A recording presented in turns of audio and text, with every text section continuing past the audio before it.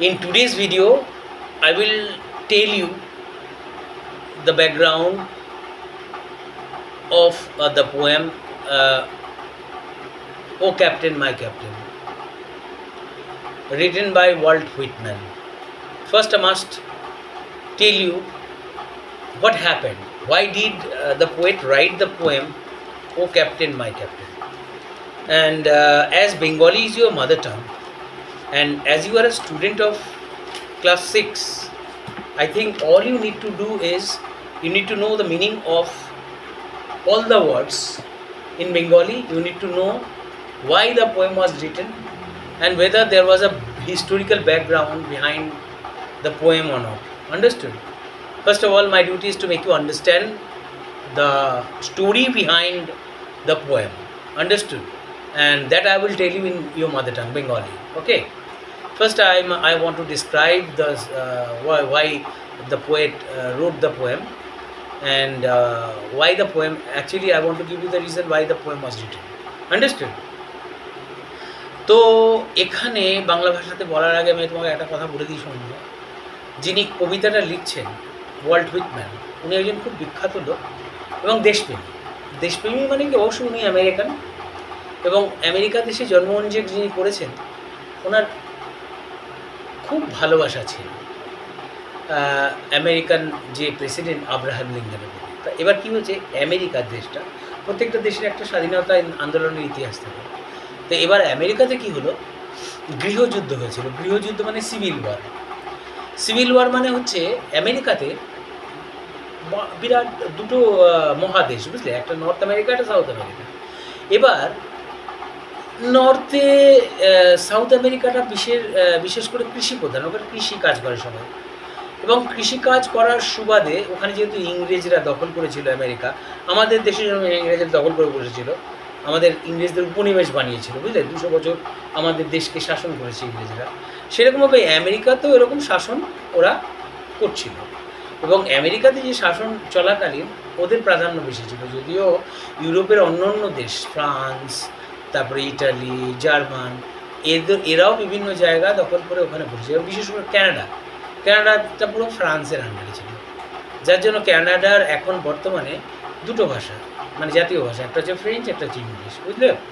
তো এবার আমেরিকাতে গৃহযুদ্ধটা হলো কীরকম দেখো, আমেরিকাতে না প্রচুর পরিমাণে নিগ্রোকে নিয়ে আসা হয়েছিল আফ্রিকাতে, যারা কালো মানুষ, ওরা ওখানে কাজ করতো। তো এবার ওদেরকে বলা হতো স্লেভ। স্লেভ মানে হচ্ছে দাস। এবার ও দাসরা মানে পশু সমান ছিল, পশু বলে ওদেরকে দেখতো আমেরিকানরা, বুঝলে, পশুর মতো আচরণ। এবার মানুষ, রক্ত মাংসরই মানুষ, সব কিছু এক, অথচ তাদেরকে পশু বলে বিবেচনা করছে। তুমি যখন পশু বলে কাউকে বিবেচনা করবে, তুমি দেখবে নিজে কিন্তু অনেকটা তুমি যে কে তাও ভুলে যাবে, বুঝেছ? কেননা দেখো, একবার ঈশ্বর, কিছুটা নীতি কথার দরকার আছে আমাদের বড় হয়ে ওঠার জন্য, যার জন্য মোরাল সায়েন্স সাবজেক্টটা তৈরি হয়েছে। ঈশ্বর একবার কি করলো, একজন ভক্তকে বলল, চলো তোমার ইচ্ছা কী বলো আমাকে। বললো যে আমার স্বর্গ আর নরক দর্শন করার খুব ইচ্ছা। তাহলে তুমি কোথায় প্রথমে যাবে? বলে নরকে যাবো। ঠিক আছে, নরকে গেছে। নরকে গিয়ে দেখে কি বিরাট বড় একটা খাওয়ার জায়গা, সব খাবার আছে, চারিদিকে লোক বসে আছে, কিন্তু একটা বড় সেই চামচ দিয়ে যদি খেতে যায়, খেতে নিজেরা খাবে তো। এবার সেই চামচ দিয়ে, বড় চামচ দিয়ে খেতে হবে, সব খাবারই পাবে, কোনো খাবার বঞ্চিত হবে না। এবার ওরা কি করেছে, বড় চামচ দিয়ে খাবে সবাই। তা নরকে কারা যায়? নরকে যারা খুব কাজ করে যায়, ভালো কাজ যারা করে না সারা জীবন ধরে। এবার ওই জন্য এখন বলছে যে আমরা ওইটা দিয়ে কী করে খাবো, ওটা দিয়ে খেতে গেলে তো খেতে পারবে না। তো খাওয়ার এরকম পড়ে রয়েছে, লাস্ট টাইমে ওরা মরে চারিদিকে খাওয়ারের মতো পড়ে আছে, চারিদিকে ওই লোকগুলো মরে স্কেলিটন হয়ে গেছে, বুঝেছ? এবার বললো না, আমার আর এখানে ভালো লাগছে না। ভগবানকে বললো, ঈশ্বর আমার এখানে ভালো লাগছে না, তুমি ইজিয়াতে নিয়ে চলো স্বর্গে নিয়ে গেছে। দেখলো ওই সেই একই রকম খাবার, কিন্তু যারা চারিদিকে বসে আছে ওই রকমই সাইজের হাতা বা ধরার জিনিস, বুঝলেন, ওগুলো দিয়ে নিজে খাচ্ছে না, অন্যজনকে খাইয়ে দিচ্ছে। তো তোমার থেকে যদি আমি এরকম ডিস্টেন্সে থাকি, আমার যদি বড় হাতা হয়, আমি তোমার মুখে নিয়ে দিতে পারবো, বুঝতে পেরেছো? এইভাবে করে সবাই খাওয়া পাচ্ছে, ওই জন্য ওটা স্বর্গ। মানে বুঝলে ব্যাপারটা কি, যে নরকে তারাই যায় যারা ব্রাদারহুড, একে অপরের সাথে ভ্রাতৃত্ব বজায় রাখে না। পৃথিবীতে আমরা কম সময়ের জন্য এসে, পৃথিবীটা সুন্দর তখনই হবে একে অপরের সাথে ভাইয়ের মতো আচরণ করবো, সবার সাথে মিলেমিশে চলবো, তবেই জীবনটা সুন্দর হবে। তো জীবনটা সুন্দর হবে তোমার, তুমি স্বর্গে বাস করছো। অথচ কিছু লোক আছে, সে নিজের কথা কারোর সাথে মেশে না, কারোর সাথে না মিশতে তোমার কি মানে চিন্তাধারা উন্নত হবে, ভালো বোধগুলো ভিতরে জাগবে? সে ওরকমই হয়ে গেছে, পশুর মতো হয়ে গেছে, পশুর মতো আচরণ করছে। কাদের সাথে? কতগুলো কালো বলে, ওদের রঙটা কালো, নিগ্রো, ওইরকম আচরণ করতে করতে ওরা নিজেরাই পশু হয়ে গেছে। কী অমানসিক অত্যাচার করেছে। এবার সাদা লোকদের মধ্যেও কিছু মহৎ প্রাণ ছিল, আছে তো। আমরা যত মানুষ আছি সবাই কি দুষ্ট? কিছু সংখ্যক লোক ভালো তো, এবার কিছু সংখ্যক ভালো সাদা মানুষ ওদেরকে সমর্থন করলো, কালোদের হয়ে আন্দোলন করলো। আব্রাহাম লিঙ্কন প্রেসিডেন্ট বললো এসব চলবে না, দাসপ্রথা। আর আমেরিকা এক হতে পারছে না, উত্তর আমেরিকা সাউথ আমেরিকা দুটো যদি এক হয়ে যায় একটা শক্তিশালী দেশ হবে। আর ইংরেজদের শাসনকে আমাদের ধ্বংস করতে হবে। ইংরেজরা যে ধরনের দখলটা করে রেখেছে এবং এই ধরনের কার্যকলাপকে দেশের মধ্যে প্রশ্রয় দিয়ে রেখেছে। আর এই যে মানুষকে এরকম পশুর মতো আচরণ করে খাটানো, সেটা করে দাসপ্রথা। দাসপ্রথারও নিবারণের দরকার, বুঝলেন?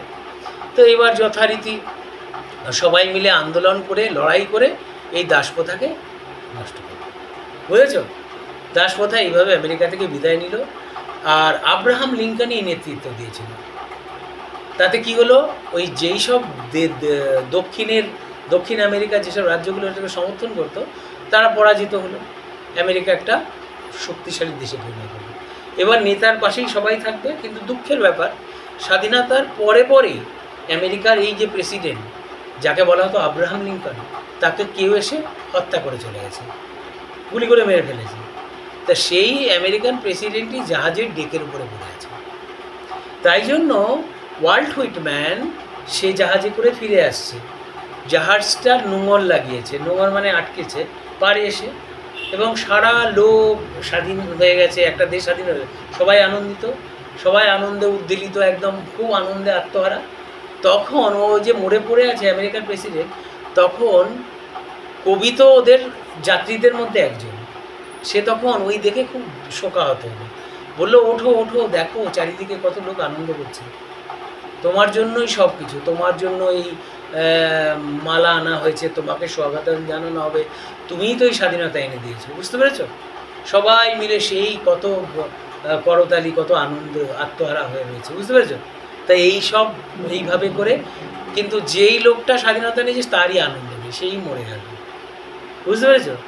তো এই স্বাধীনতা আনার যে সুখটা সবাইকে দিয়েছে এই লোকটা, কিন্তু দুঃখের ব্যাপার, স্বাধীন হওয়ার পরে তিনি আর বেশি দিন রইলেন না। ঠিক আছে, বুঝতে পেরেছ কবিতার বিষয়বস্তু? ওতেই একটা আক্ষেপ আছে, এটাকে এলিজি বলা হয়, এবং খুব আক্ষেপ, দুঃখের কবিতা, বুঝতে পেরেছ? পড়লাম, কবির মনে খুব দুঃখ, তুমি মরে পড়ে আছো, বুঝেছ? তা ঠিক আছে, এবার তাহলে আমি আরম্ভ করে দিই কবিতাটা। আমার তো খুব ঠিকঠাক বোঝানো হয়েছে তো, বুঝেছ? এবার চলো আমরা এটাকে পড়ি।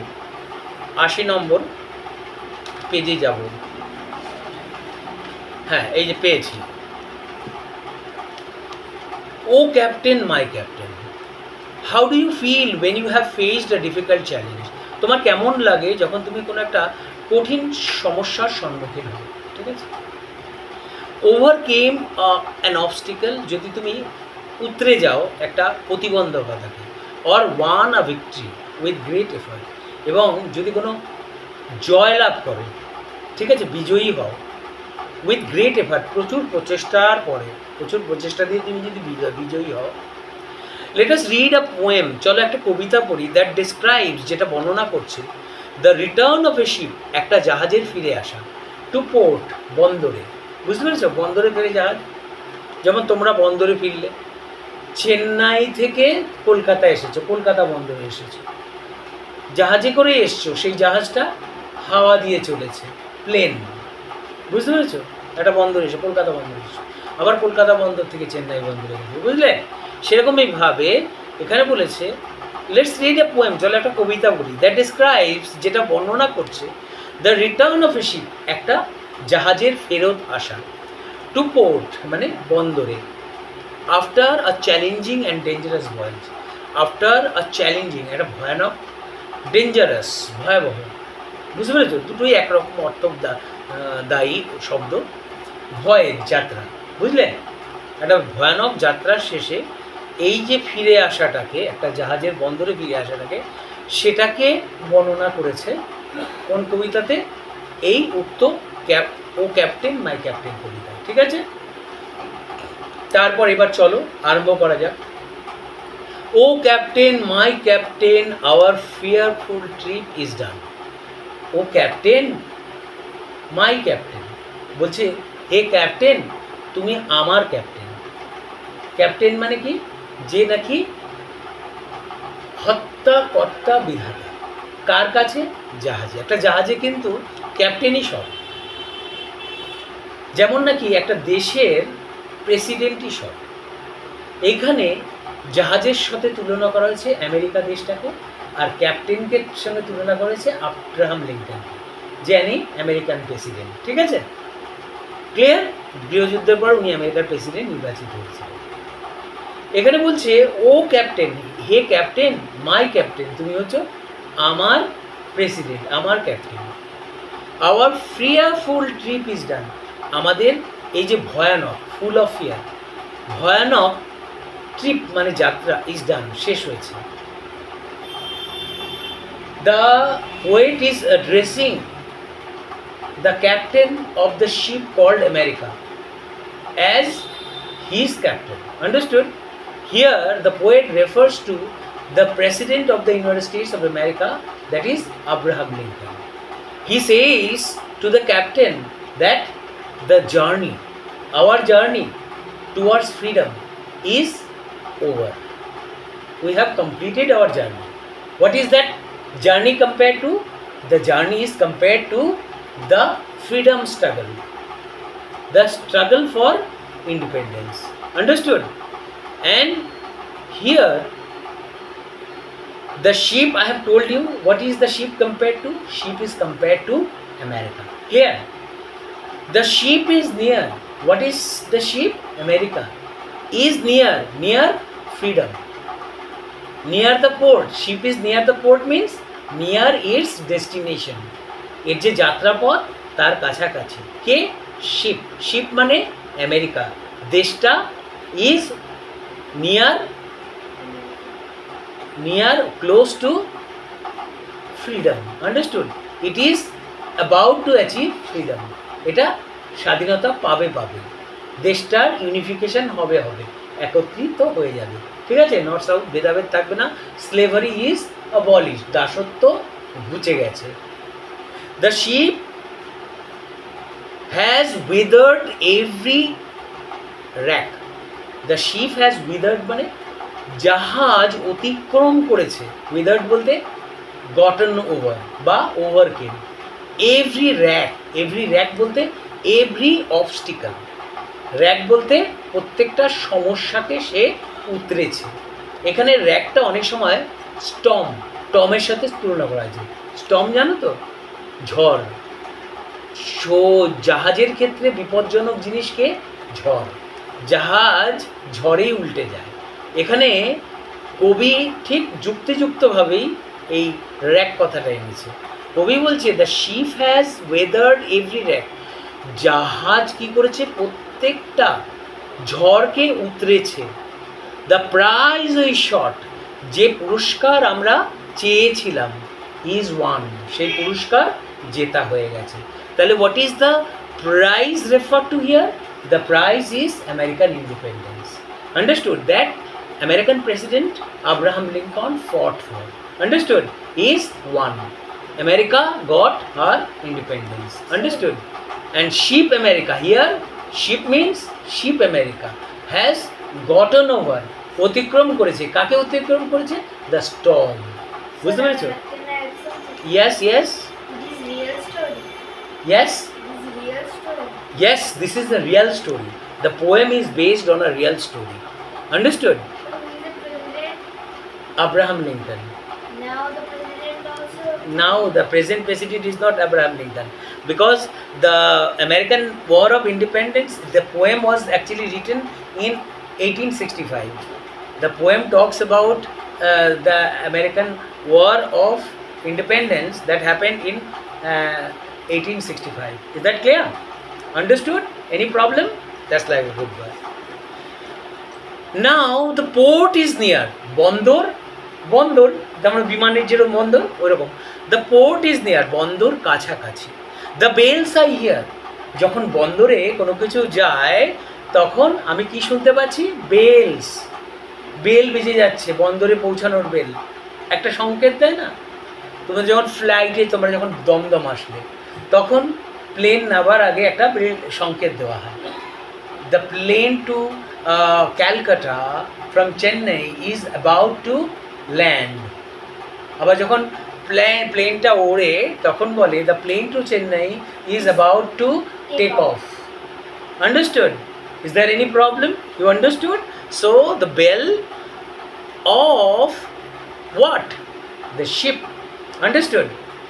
The ship is about to near the port, come near the port. Is that clear?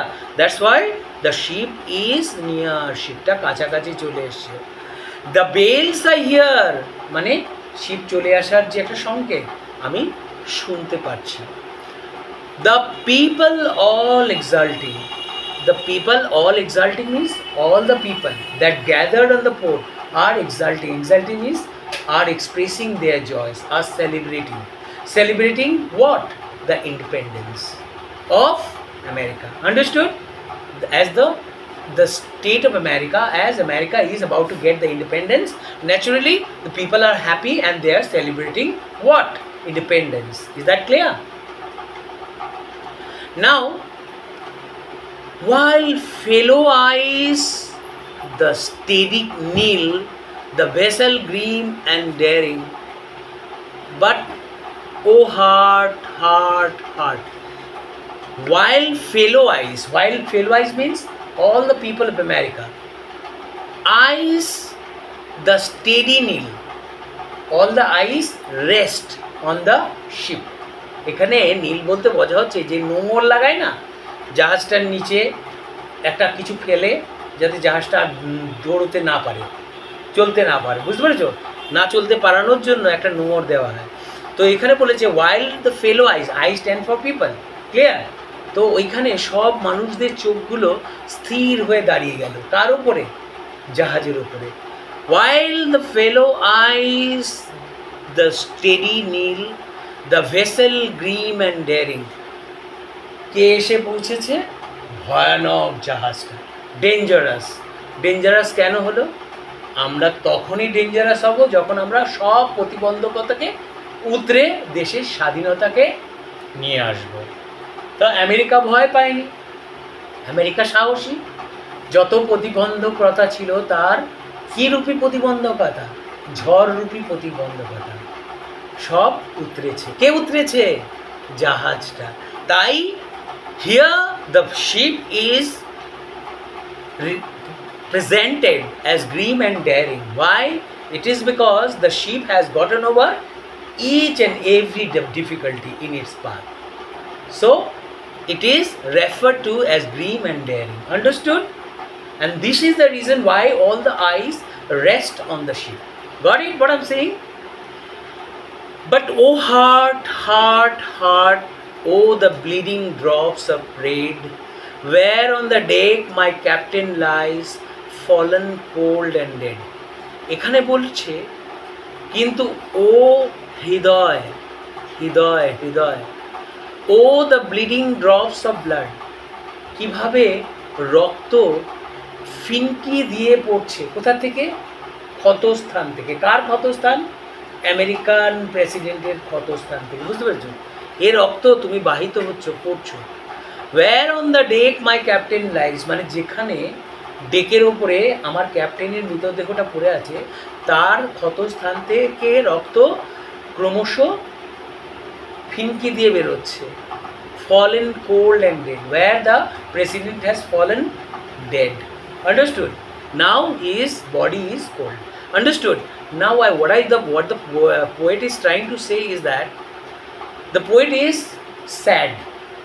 He repeats heart, heart, heart. He compares whom? The president of America. Understood? He actually is he is equals to, understood, what?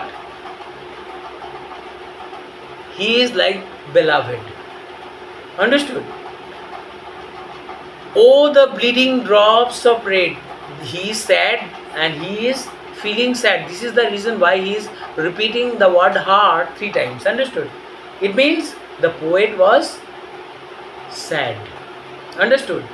He was feeling very, very sad. So he says, oh heart, heart, heart. Why? It was because of his sadness. He was lamenting over the sad demise, over the sad death of the American president. Understood? He was lamenting over the dead body of American president. And what he saw, the blood was oozing out of the wounds. It means it was bleeding from the wounds of the American president. From where was it? Where the blood was oozing from the wounds of American president, and where was the body of American president?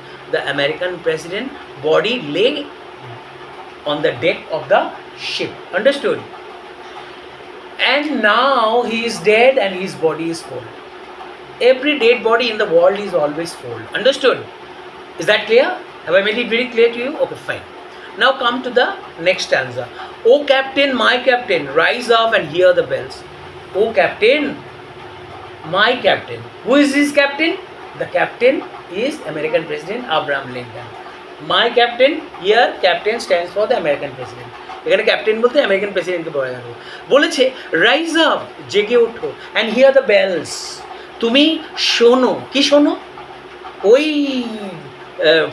শঙ্খের ধ্বনি শোনো, ওই বেলের আওয়াজ শোনো, বিজয়ের ধ্বনি শোনো। ঠিক আছে? শোনো বিজয়ের ধ্বনি। রাইজ আপ, জেগে ওঠো, ফর ইউ, তোমার জন্য, শুধুমাত্র তোমারই জন্য। দ্য ফ্ল্যাগ ইজ ফ্লাং, ফ্ল্যাগটা ওড়ানো হয়েছে। বুঝতে পেরেছো? জাতীয় পতাকা ওড়ানো হয়েছে। For you the Bogle trails, তোমারই জন্য। মিউজিক্যাল ইনস্ট্রুমেন্ট, বাদ্যযন্ত্র, বাদ্যযন্ত্রকে বুগল বলা হয়। এবারে তোমারই জন্য বাদ্যযন্ত্র বাজছে। বুঝেছ? তোমারই জন্য কি হচ্ছে? বাদ্যযন্ত্র বাজছে। বুঝতে পেরেছো? Who is saying this? The poet বলছে তোমার জন্য বাদ্যযন্ত্র বাজছে। বুঝেছ? তুমি ওঠো, তোমার জন্য ফ্ল্যাগ উড়ছে, তোমার জন্য বুগল বাজছে। For you the bouquets and ribbon wreaths, তোমারই জন্য ফুল এবং কি করানো হয়েছে? ফ্ল্যাগ। বুঝতে পেরেছ? রিবন, ফিতে তোমারই জন্য আনা হয়েছে, ফুলের মালা। For you the shores are crowding, তোমার জন্য এই সমুদ্রের পাড়ে লাখো লাখো মানুষের ভিড় জমায়েত হয়েছে শুধুমাত্র তোমাকে দেখবে বলে। ফর ইউ দে কল, শুধু তোমারই জন্য, তোমাকেই তারা চিৎকার করে খুঁজছে। Where is my president, where is my president? The man who goat us freedom should be understood. What? Should be respected. They are lamenting, they are asking for the president. Understood? Clear? Of America. They are looking for the president of America. বলেছে তোমারই জন্য এই ফিতে, তোমারই জন্য ফুলের মালা। The shores are crowding, এবং তোমারই জন্য কি হয়েছে? বন্দরে বন্দরে হাজার হাজার মানুষের জমায়েত। For you they call the swaying mass, এই যে উদ্ধলিত আনন্দে আত্মহারা হয়ে হেলদোল খাচ্ছে এই জনতার দল, শুধুমাত্র তোমারই জন্য। দেয়ার ইগার ফেসেস টার্নিং, তাদের মুখগুলো, তাদের উৎসুক মুখগুলো শুধু ঘুরছে তোমারই জন্য। ঠিক আছে? এদিক সেদিক ঘুরে বেড়াচ্ছে শুধু তোমাকে এক পলকের দেখা দেখবে বলে। হিয়ার ক্যাপ্টেন ডিয়ার ফাদার, এই জায়গাটাতে এসে আমেরিকান প্রেসিডেন্ট আব্রাহাম লিঙ্কনকে কবি পিতা বলে সম্বোধন করলেন।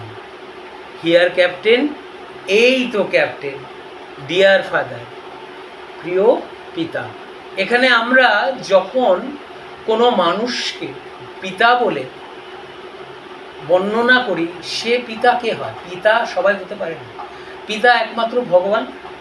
আর পিতা আমাদের হিন্দু ধর্মে আছে, পিতা সর্বপিতা ধর্ম পিতা হি পরম তপ, বুঝলে? কেন বাবার ছাড়া পৃথিবীতে বড় কেউ হতে পারে না। তিনি হচ্ছে একটা সংসারের কি ক্যাপ্টেন, একটা জাহাজের কি তিনি কি সংসার একটা তরির সঙ্গে তুলনা করা হয়। এটার কে এটার এটার নিয়ন্ত্রণ করে, এটার চালক কে? Who is the boatman? Father. Understood? And here the captain of the ship called America, America নামক জাহাজটার ক্যাপ্টেন কে? American president Abraham Lincoln. উনি নেতৃত্ব দিয়েছে, ওনার নেতৃত্বে আমেরিকা স্বাধীন হয়েছে। ওই জন্য বললো here captain dear father, now his captain is like a father to him. Understood? So the president is now addressed as the father of the poet. Here captain, dear father, this arm beneath your head, এই যে আমার হাতটা, this arm মানে এই বাহু দুটো, beneath your head, তোমার মাথার নিচে দিলাম আমি, তোমায় দিলাম আমার এই বাহু দুটো। কেন?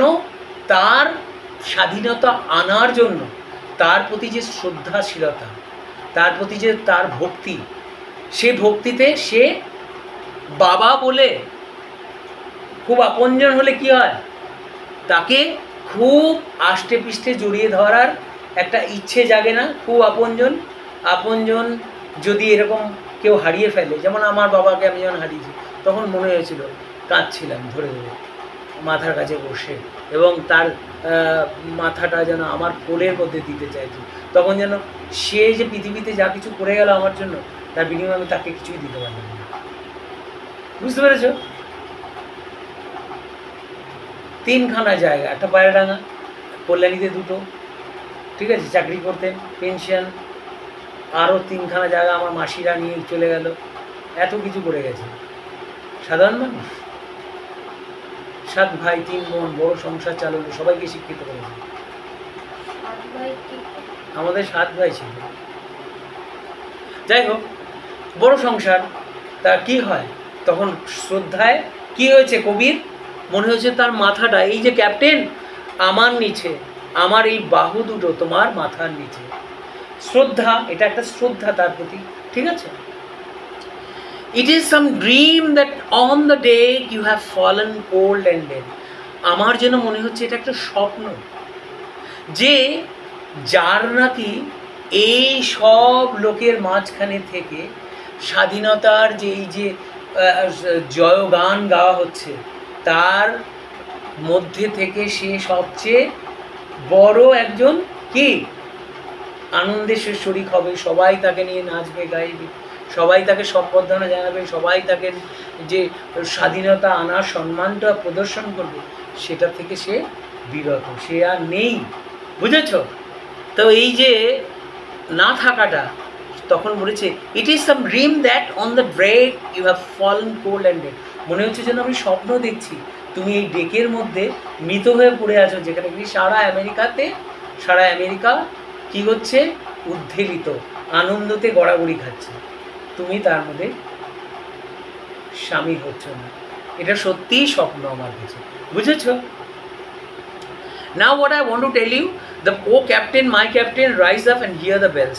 The poet is saying regarding or addressing the captain of the ship called America as father. Understood? And he says that you are my captain, understood, of the ship called America. I want you to rise up. Why does the poet want him to rise up? He wants him to hear the bells, understood, being rung. Rise up, for you the flag is flung. 20. Rise up, you stand up, for you the flag is flung. Stand up. For you, the flag is flung. For you, the American flag is fluttering or understood in the breeze. Understood? For you, the American flag is hoisted. For you, the bugle trills. For you, the bugle, a musical instrument, trills. Musical instrument called bugle is being played in honor of the President Abraham Lincoln. Understood? You stand up and see what is happening. For you, the bouquets and ribbon wreaths. For you, the shores are crowding. For you, the bouquets have been brought, and the ribbons wreaths. Understood? For they have brought garlands for you to honor you, for your tireless fight, for your fight for independence. Understood? Now we have come out victorious in the war of independence. Now the people have come to honor you, and this is the reason the poet is wanting him to stand up and see what they have brought for him. They want to honor him. The Americans want to honor him for what he had done. For you, the shores are crowding. For you, the shores are crowding. The shores of America has crowded only for you. Understood?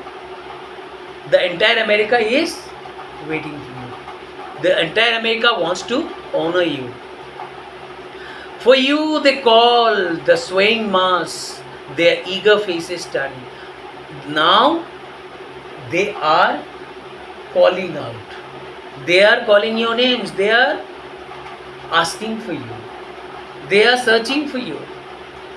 The swaying mass, the mass that is swaying, understood? That is moving their bodies out of happiness. Their eager faces turning. Their faces are turning in search of you. Understood? They want to have a look at your face. Is that clear?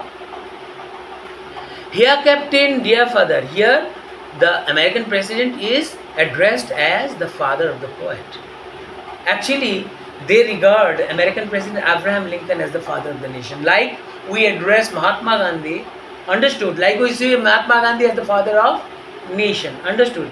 And in the same way, Abraham Lincoln was presented as the father of nation of America. Understood? Dear father, this arm beneath your head, I have put my arm beneath your head. Just look at what is happening. It is some dream that on the day you have fallen cold and dead.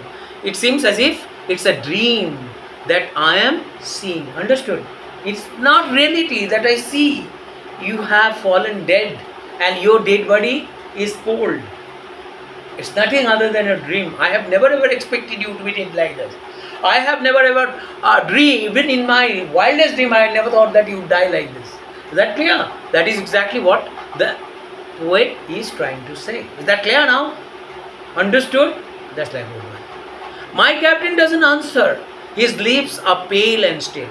আমার captain মানে আমাদের American president. Captain বলতে the captain of the ship called America. America নামক জাহাজটার যে প্রধান কর্তা, ক্যাপ্টেনই হচ্ছে প্রধান, এখানে আমেরিকান প্রেসিডেন্টকে বলা হচ্ছে। My captain doesn't answer. এই যে ডেড বডিটা পড়ে, ডেড বডি কি আনসার করতে পারে? সে উত্তর দিচ্ছে না। হিজ লিপস আর পেল, তার লিপসগুলো অর্থাৎ ঠোঁটগুলো পেল, ফ্যাকাশে হয়ে গেছে। মানুষ মরলে তো ফ্যাকাশে হয়ে যায়, তাই না? রক্ত ফ্যাকাশে হয়ে যাবে না? ডেড বডিটা, তার রক্ত আর থাকে না, জমে যায়। অ্যান্ড স্টিল, এবং মরে গেলে দেহও নড়ে না। My father doesn't feel my arm. My father বলতে আমেরিকান প্রেসিডেন্ট। সে আর তার আমার বাহু যে তার মাথার নিচে আছে, সেটা আমার ফাদার, আমার পিতা অর্থাৎ আমার প্রেসিডেন্ট, সে অনুভব করতে পারছে না। হি হ্যাজ নো পালস, তার কোনো পালস নেই, অর্থাৎ হার্টবিট বিটিং করছে না, তার হার্টটা বিটলেস হয়ে গেছে। বুঝতে পেরেছো? বিট নেই, তার হার্টবিট নেই। নর উইল, আর হার্টবিট হবেও না, সে যেহেতু মারা গেছে। The ship is অ্যাঙ্কার্ড safe and sound, এবং শিপটাকে নোঙর লাগানো হয়েছে, অর্থাৎ পারে ঠিকঠাক মতো নিয়ে আসা হয়েছে। Its voyage closed and done, এর যাত্রা সমাপ্ত হয়েছে। ঠিক আছে? From fearful trip the victory ship comes in with the object won. এই ভয়ানক যাত্রা থেকে ভিক্টর শিপ বিজয়ী জাহাজ কামস ইন এসে পৌঁছেছে with the object one, object মানে লক্ষ্য, লক্ষ্যটাকে জিতে সে পৌঁছেছে জাহাজ। এক্সল্ট আনন্দ করো, ও সোর্স এর পাড়ে থাকা লোকগুলো তোমরা আনন্দ করো। রিং ও বেলস বেল বাজো বাজো। But I with a mournful tread এবং আমি অত্যন্ত দুঃখের সহিত পদক্ষেপ নিয়ে walk the deck my captain lies, আমি সেই ডেকের মধ্যে হাঁটছি যেখানে আমার ক্যাপ্টেন শুয়ে আছে। The president of the United states of America fallen cold and dead, যে নাকি এমনভাবে মৃত যার দেহ মরার পরে ঠান্ডা হয়ে গেছে। Here the my captain is American president. The poet is addressing American president as my captain. My captain means he is the president of the ship called America. Understood? This is why he is addressing the American president as my captain. My captain doesn't answer. It means as the captain has died, naturally he will not answer. His lips are pale and still. His lips are pale in color and they are still simply because it's a dead body. My father doesn't feel my arm. His arm that he put under his head is not being felt. Understood? Is not being felt by the poet, because by the American president or Abraham Lincoln. Because how can he feel? A dead man cannot feel. Understood? The presence or even the touch of a living person. Is that clear? So American president doesn't feel his arm, the arm of the poet. He has no pulse nor will. It means he is dead. His heart has ceased to beat, is not beating, and nor will it beat in future. Understood? The ship is anchored safe and sound. The ship is already anchored. It has come and it is now standing. Understood? At the port. Clear? As it has neared the port, now it is anchored safe and sound. His voice close and done. It means his voice is over. From the fearful trip, the victor ship comes with the object one. From the dangerous trip. Understood? The victor ship means the ship that has won the battle. Understood? The victorious ship comes in with the object one. Came after victory. Clear? Exalt the shores, ring of bells. He wants the American people gathered on the shores. Understood? To celebrate the American independence. And he wants the people to ring the bells in honor of the American president and the independence they have won. But I with a mournful tread, it means I with a mournful tread walk the deck my captain lies. It means I, who is very sad, understood, am walking on the deck. Fallen cold and dead. It means I am walking the deck, I am walking on the deck where the American president is lay dead. Understood? Where his dead body is cold. Understood? Because after death, the dead body becomes cold as the blood stops circulating, isn't it? So I hope you have understood the poem. I don't want you to I want you to try to answer all the questions. It will be very good for you. Is that clear?